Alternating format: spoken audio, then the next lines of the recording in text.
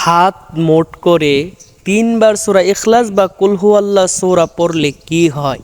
যার নামে আপনি হাত মোট করবেন, বন্ধ করবেন, সে আপনার কথা শুনতে বাধ্য হয়ে যাবে।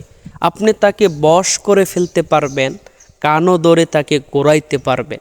প্রিয় ভাই বোন, এই আমলটা আমরা সবাই করতে পারবো, কারণ কুল হুয়াল্লাহ সূরা পারে না এমন কোনো মানুষ পাওয়া যাবে না।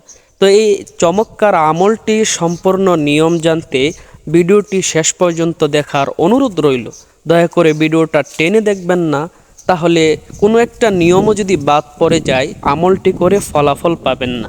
প্রিয় ভাই বোন, কুল হুয়াল্লাহ সূরা কোরআনে ছোট্ট একটি সূরা, কিন্তু তার পাওয়ার ক্ষমতা কিন্তু বিশাল বড়।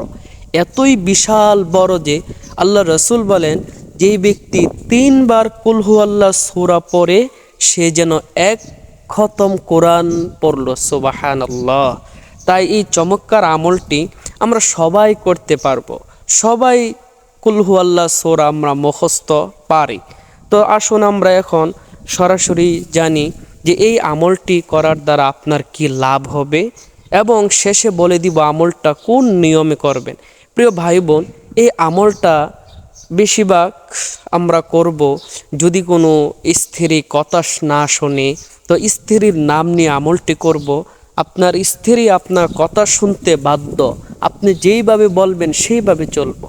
বা যদি কোনো স্বামী কথাবার্তা না শোনে, স্ত্রী কথাবার্তা না শোনে, তাহলে ওই সকল বোনেরাও আমলটি করতে পারবে। তাহলে আপনার স্বামী আপনার কথা শুনতে বাধ্য, আপনি যেইভাবে বলবেন সেইভাবে চলবে।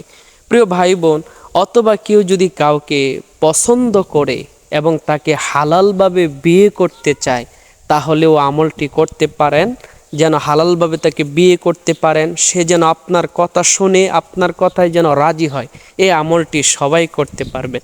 তাছাড়াও আপনার কোনো আত্মীয় স্বজন যদি আপনার খোঁজ খবর না রাখে, আপনার কথাবার্তা না শোনে, বা আপনার নিজের সন্তান কথাবার্তা শোনে না, তাদের জন্যও এই চমৎকার আমলটি করতে পারবেন।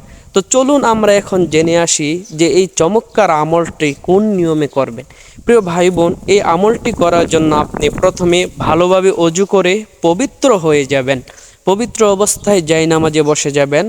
প্রথমে 3 বার ইস্তেগফার পড়বেন। আস্তাগফিরুল্লাহ, আস্তাগফিরুল্লাহ, আস্তাগফিরুল্লাহ। তারপর 3 বার প্রিয় নবীর উপর দরুদ শরীফ পাঠ করবেন।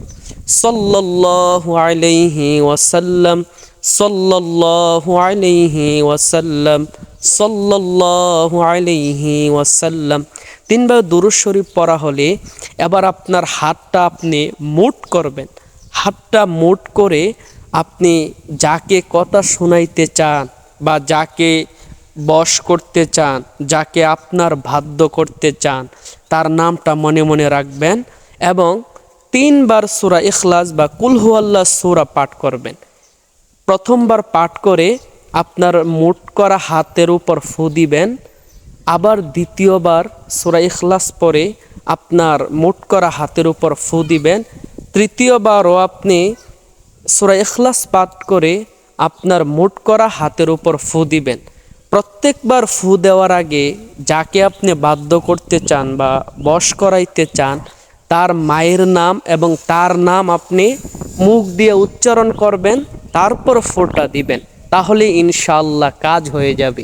ভিডিওটি যদি ভালো লাগে অবশ্যই একটা লাইক কমেন্ট করে দিবেন, বেশি বেশি শেয়ার করবেন। অন্যরা জেনে যদি উপকৃত হয় তাহলে আল্লাহ তাআলাও আপনার মনের আশা পূরণ করে দিবে।